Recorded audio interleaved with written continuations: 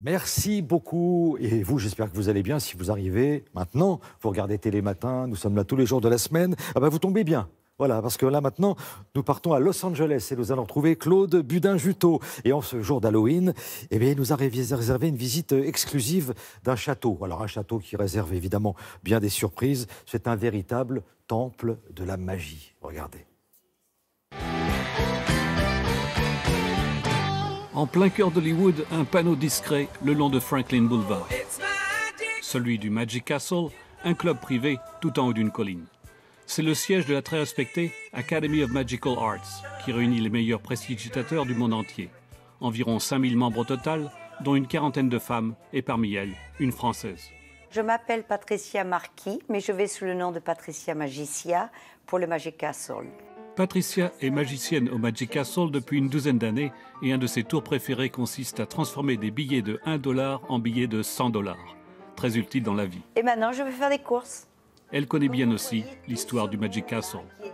Le Magic Castle a été construit en 1909 et en 1962, la famille Larson l'ont reconstruit pour l'ouvrir le 2 janvier 1963. La famille Larson était une famille de magiciens qui a réalisé son rêve, ouvrir un club exclusif réservé à l'élite du monde de la magie.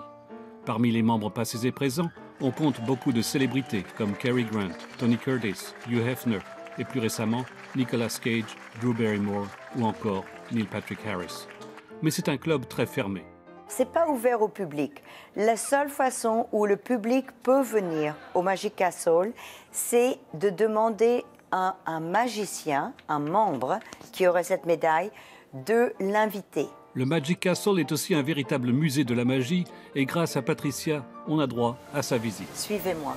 Pour rentrer, il faut d'abord connaître le mot de passe. Open Sesame. Et le miracle. Sur 3 étages, chaque pièce du château a son histoire, à commencer par celle de Harry Houdini, magicien d'origine hongroise qui, pour son nom, s'inspira du français Robert Houdin. C'est une expérience où on mange et il y a en plus une séance. Au mur, des souvenirs qui retracent la vie de Houdini, avec notamment la camisole et les menottes qu'il portait avant de se faire enfermer dans ce bidon rempli d'eau dont il s'échappait.